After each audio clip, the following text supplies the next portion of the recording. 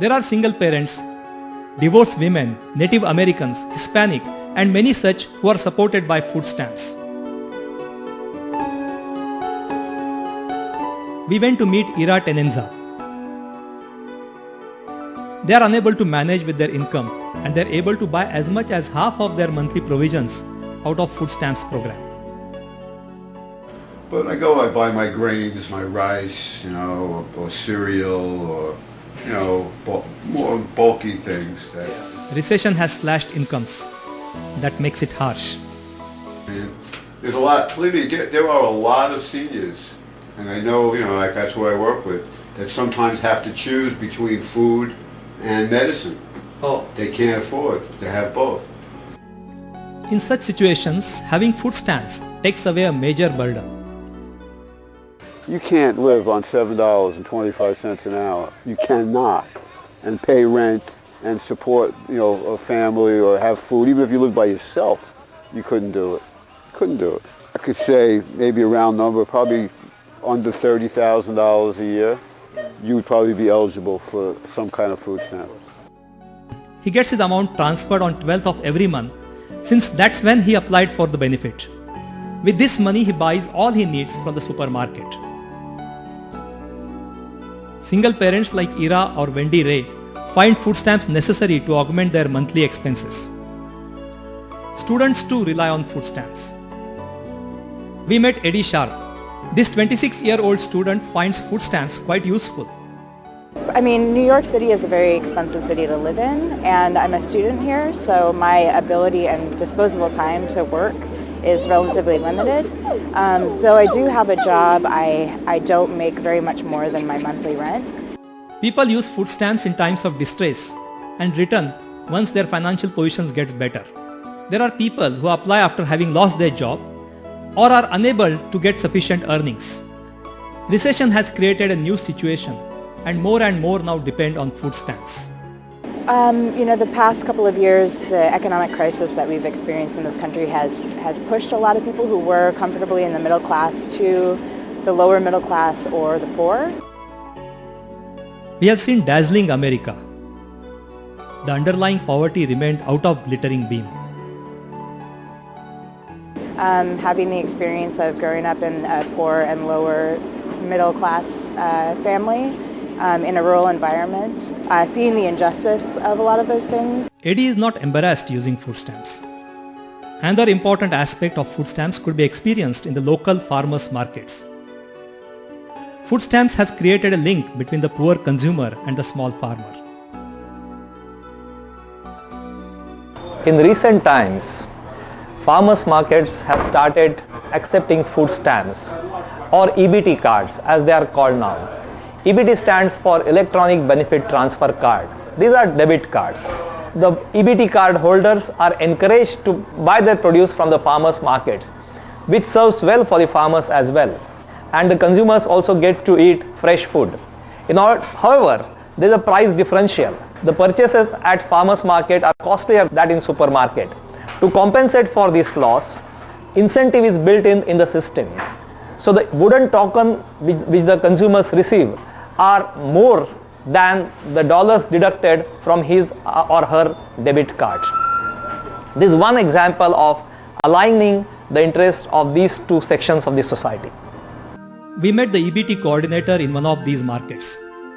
As the small farmers' temporary shops in the farmers' market don't have smart card reading machine, they have tokens instead. So Eddie, while buying with cards in the farmers' market, first swipes her card for an amount and gets the token worth the amount. She uses these tokens as currency and buys from various shops in the market. The farmers in turn get their tokens traded for cash from the EBT coordinator.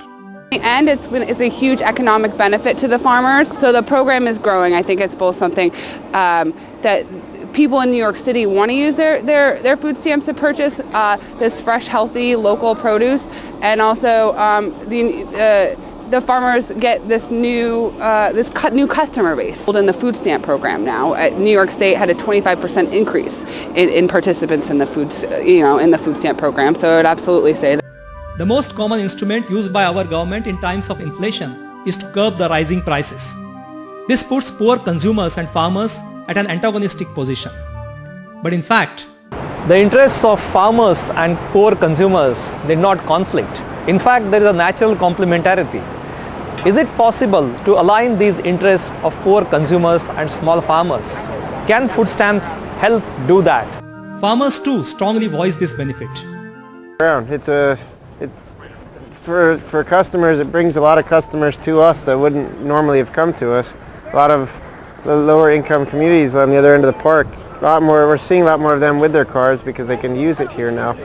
Food stamps were introduced to boost the demand for farm produce. More money in the hands of consumers directly create demand for food grains, vegetables, fruits and milk products. This surely benefits the producer-grower farmer. And this makes the farmer a stakeholder in the demand for increase in food subsidy for the poor.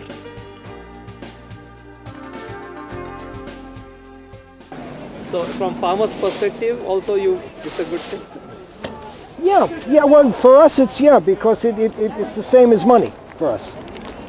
Because we turn in the EBT cards at the end of the day, the EBT tokens at the end of the day, and we get, thank you sir, have a great day.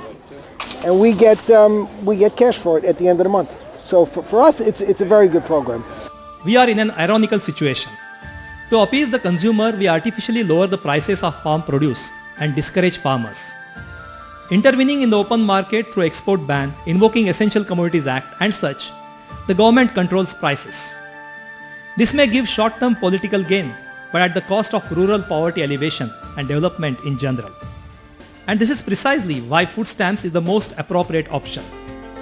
They protect the poor consumer from rising prices, while the small farmers can enjoy better returns to their farm produce. America has applied this successfully for decades. In near future, Indian government hopes to bring in an act which would make food security as the fundamental constitutional right of the poor Indian citizens. But the moot question is, do we have a mechanism to honor this act, to honor this constitutional right? It is high time that we switch over to such smart market-based systems which transfers the subsidy directly to the consumer.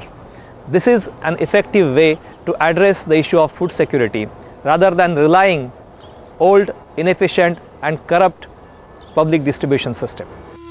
Today our government spends crores on ration system. Out of every 100 rupees spent, 43 rupees account for corruption, 28 rupees are lost in inefficiencies, and remaining meager 29 rupees worth food grain reaches the poor. Hence in our country we find lakhs of people sleeping hungry. These are rural landless, urban poor, tribal, farm laborers and even small farmers. In this situation, the only way to reach out to all these different types of poverty is through food stamps. It provides food security to the poor, gives them better purchasing power and increases the demand for small farmers' produce. America has proven that it works. The challenge obviously is not the technology, but the political will. This is Milind Murukar in New York.